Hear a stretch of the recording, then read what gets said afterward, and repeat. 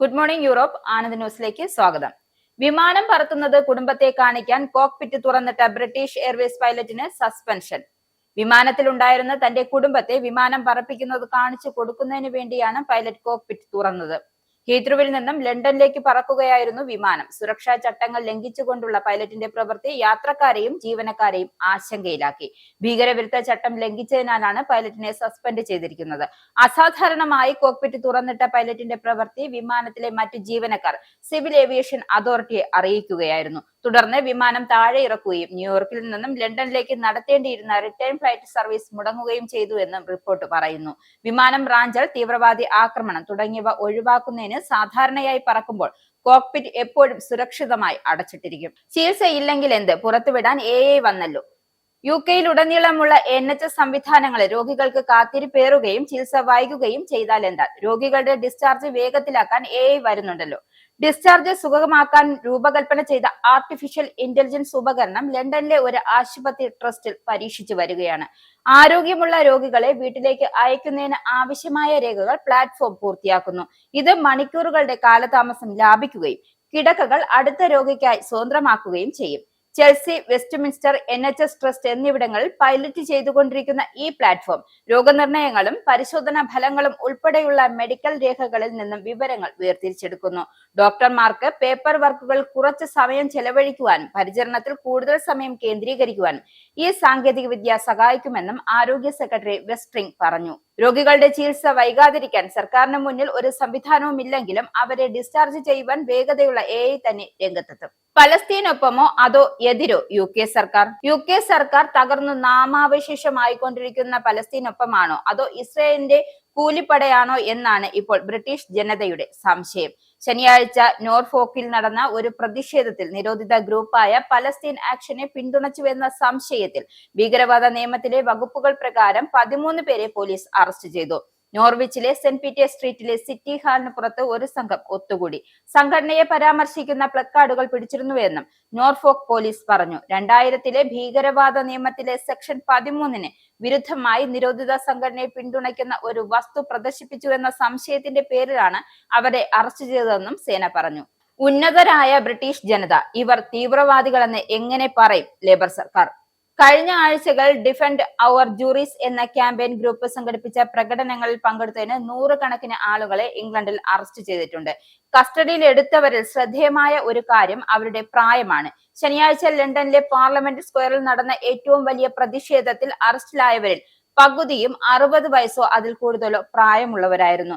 ഇവരിൽ ബ്രിട്ടീഷ് സേനയിൽ നിന്നും വിരമിച്ച കേണൽ, മുൻ മജിസ്ട്രേറ്റ്, ക്രൈസ്തവ പുരോഹിതൻ അടക്കം നിരവധി ഉന്നതരുണ്ട്. എല്ലാവരും ഇപ്പോൾ ബ്രിട്ടനെതിരായ ഭീകരവാദം ഉയർത്തിയെന്ന ഭീകരവാദ നിയമത്തിലെ സെക്ഷൻ 13 നിയമപ്രകാരം ജാമ്യം നേടിയവർ.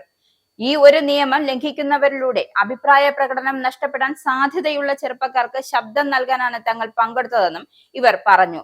ചിലർ സർക്കാരിന്റെ നിലപാടിനെ വെല്ലുവിളിക്കണമെന്ന് ഉറച്ച തീരുമാനത്തോടെ പ്രകടനത്തിന് എത്തിയവരാണ്. പലസ്തീൻ ആക്ഷനെ പിന്തുണച്ചതാണ് അവർ ചെയ്ത കുറ്റമെന്നും ആരോപിക്കപ്പെടുന്നു. ആഭ്യന്തര സെക്രട്ടറി എഡ്വേർഡ് കൂപ്പർ ഈ സംഘടനയെ ഒരു തീവ്രവാദ സംഘടനയായി നിരോധിച്ചിട്ടുണ്ട്.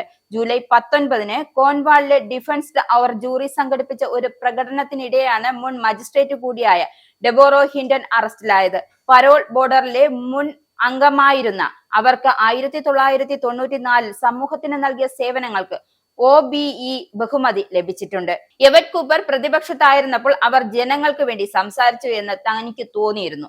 എന്നാൽ ഇപ്പോൾ ആഭ്യന്തര സെക്രട്ടറിയോട് ദൈവത്തിന് വേണ്ടി ഈ ആളുകൾ തീവ്രവാദികൾ അല്ലാത്തതിനാൽ അവരെ തീവ്രവാദികൾ എന്ന് വിളിക്കരുത് എന്ന് അഭ്യർത്ഥിക്കുകയാണ് ജാമ്യം നേടിയ കത്തോലിക്ക പുരോഹിതനായ ജോൺ മക്ഗോവൻ.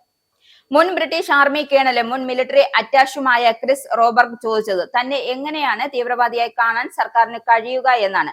പലസ്തീൻ ആക്ഷനുമായി ബന്ധപ്പെട്ട് പാർലമെന്റ് സ്ക്വയറിൽ അറസ്റ്റിലായ 100 കണക്കിന് മറ്റ് വിരമിച്ചവരിൽ താനടക്കം ഒരാൾ പോലും ഒരു തീവ്രവാദ പ്രവർത്തകനല്ല എന്ന് ആർക്കും വ്യക്തമാണെന്നും ചൂണ്ടിക്കാട്ടി. കളിക്കളങ്ങളിൽ പടരുന്ന വംശീയ അധിക്ഷേപം.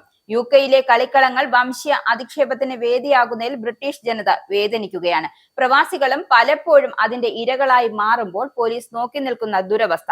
എന്നാലും വംശീയ അധിക്ഷേപങ്ങൾ അറസ്റ്റുകൾ തുടർന്ന് പോലീസ് നടപടിയെടുത്തു തുടങ്ങി. വെള്ളിയാഴ്ച ലിവർപൂളിനെതിരായ മത്സരത്തിനിടെ ബോൺമൌത്ത് കളിക്കാരൻ വംശീയമായി അധിക്ഷേപിക്കപ്പെട്ടതായി റിപ്പോർട്ട് വന്നു. സംഭവത്തെ തുടർന്ന് 47 വയസ്സുള്ള ഒരാളെ അറസ്റ്റ് ചെയ്തതായി പോലീസ് വ്യക്തമാക്കി. പൊതുക്രമസമാധാന ലംഘനം നടത്തിയെന്ന സംശയത്തിൽ ലിവർപൂളിൽ നിന്നുള്ളയാളെ ശനിയാഴ്ച അറസ്റ്റ് ചെയ്യുകയും ചോദ്യം ചെയ്യുന്നതിനായി കസ്റ്റഡിയിലെടുക്കുകയും ചെയ്തതായി മെഴ്സിഡസ് പോലീസ് വ്യക്തമാക്കി. ശനിയാഴ്ച ബ്രാൻഡ്ഫോർഡ് യൂണിവേഴ്സിറ്റി സ്റ്റേഡിയത്തിൽ നടന്ന മറ്റൊരു മത്സരത്തിനിടെ വംശീയമായി അധിക്ഷേപിച്ചതിന് രണ്ടാമത്തെ അറസ്റ്റ് നടന്നതായി ബ്രാഡ്ഫോർഡ് സിറ്റി AFC അറിയിച്ചു.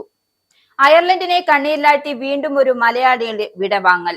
അയർലൻഡ് സൈക്ലോയിൽ ദുരൂഹ സാഹചര്യത്തിൽ പത്തനംതിട്ട തിരുവല്ല വള്ളംകുളം സ്വദേശി അനീഷ് TPയുടെ മൃതദേഹം കണ്ടെത്തി. 40 വയസ്സായിരുന്നു.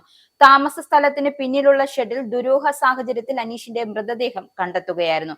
കഴിഞ്ഞ ദിവസം വൈകിട്ട് 6 മണിയോടെയാണ് അയർലൻഡിലെ നോർത്ത് വെസ്റ്റേൺ പ്രദേശമായ സൈക്ലോയിൽ അനീഷിനെ ദുരൂഹ സാഹചര്യത്തിൽ കണ്ടെത്തിയതായി ഗാർഡയ്ക്ക് വിവരം ലഭിക്കുകയായിരുന്നു. പിന്നീട് ഗാർഡയും ആംബുലൻസ് സർവീസും ഉടൻ സ്ഥലത്തെത്തി അനീഷിന്റെ മരണം സ്ഥിരീകരിച്ചു. സൈക്ലോയിലെ ക്ലൂണൻ മഹോൺ ഇന്റലക്ച്വൽ ഡിസബിലിറ്റി സെന്ററിൽ കെയർ ആയി ജോലി ചെയ്തു വരികയായിരുന്നു.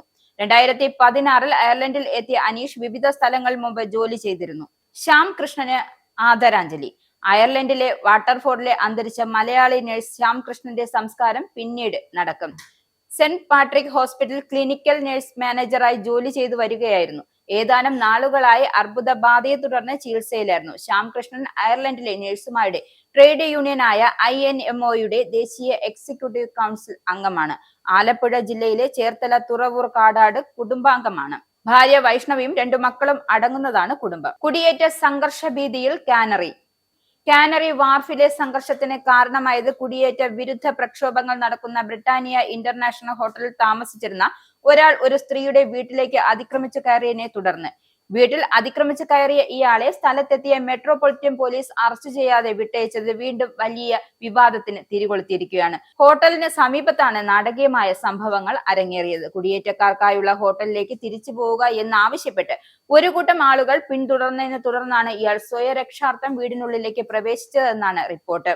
100 കണക്കിന് അഭയാർത്ഥികളെ താമസിപ്പിക്കുന്ന ഈ ഹോട്ടൽ ടവർ ഹാംലെറ്റ്സ് കൗൺസിലെ ഹോം ഓഫീസിന് കൈമാറിയതിനു ശേഷം പ്രതിഷേധങ്ങളുടെ പ്രധാന കേന്ദ്രമായി മാറുകയാണ്.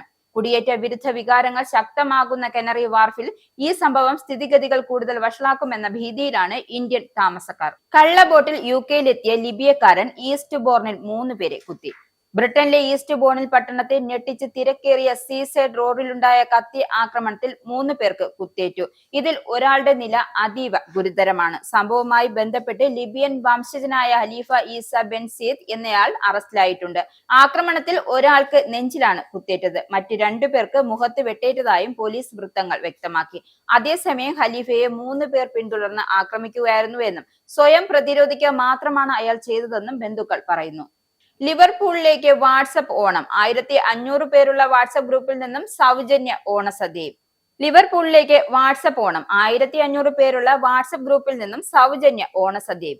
ഇത്തവണ മാർക്കറ്റ് പ്ലേസ് എന്ന വാട്സപ്പ് കൂട്ടായ്മയുടെ പേരിലും ലിവർപൂളിലേക്ക് ഓണാഘോഷം എത്തും. അതും സൗജന്യ ഓണസദ്യയുമായി. മറ്റു ഓണാഘോഷങ്ങളിൽ നിന്നും വ്യത്യസ്തമായി സൗജന്യമായി ഓണാഘോഷം നടത്തി ശ്രദ്ധ പിടിക്കാനാണ് ലിവർപൂൾ മാർക്കറ്റ് പ്രൈസ് എന്ന ഗ്രൂപ്പിന്റെ പ്രവർത്തകരുടെ പദ്ധതി. സംഘടനകൾക്ക് അതീതമായി ഒറ്റക്കെട്ടായി പ്രവർത്തിച്ചാൽ ഒരുപാട് കാര്യങ്ങൾ സമൂഹത്തിന് വേണ്ടി ചെയ്യാൻ കഴിയുമെന്ന സന്ദേശവുമായാണ് ലിവർപൂളിലെ ഒരു പറ്റം ചെറുപ്പക്കാർ ഓണാഘോഷത്തിന് തയ്യാറെടുക്കുന്നത്. 1500 പേരുള്ള വാട്സപ്പ് ഗ്രൂപ്പിൽ നിന്നും സൗജന്യ ഓണസദ്യയാണ് ഇവർ ഉറപ്പു നൽകുന്നത്. സെപ്റ്റംബർ 20 ബ്രയർ റോഡ് കമ്മ്യൂണിറ്റി സെന്ററിൽ വെച്ച് നടത്തപ്പെടുന്ന ആഘോഷം ഏറ്റവും അധികം മലയാളികൾ പങ്കെടുക്കുന്ന ആഘോഷമായി മാറുമെന്നാണ് സംഘാടകർ പറയുന്നത്. സൗജന്യമായ ഓണസദ്യ, sport choreography contest, music show എന്നിങ്ങനെയുള്ള വ്യത്യസ്തമായ പരിപാടികളാണ് ഒരുക്കിയിരിക്കുന്നത് എന്നും ഇവന്റ് ഹെഡ് ആയ അക്ഷയ് സെബാസ്റ്റ്യൻ അറിയിച്ചു. ഇനി ആനന്ദ് ട്രാവൽ പൗണ്ട് റേറ്റ്. ഇന്നത്തെ മൂല്യം: 1 പൗണ്ട് 118.64 ഇന്ത്യൻ രൂപ. 1 US ഡോളർ 87.65 ഇന്ത്യൻ രൂപ. 1 കനേഡിയൻ ഡോളർ 63.28 ഇന്ത്യൻ രൂപ. 1 യൂറോ 102.35 ഇന്ത്യൻ രൂപ. 1 pound 1.36 US dollar. Morning news അവസാനിച്ചു. നന്ദി, നമസ്കാരം.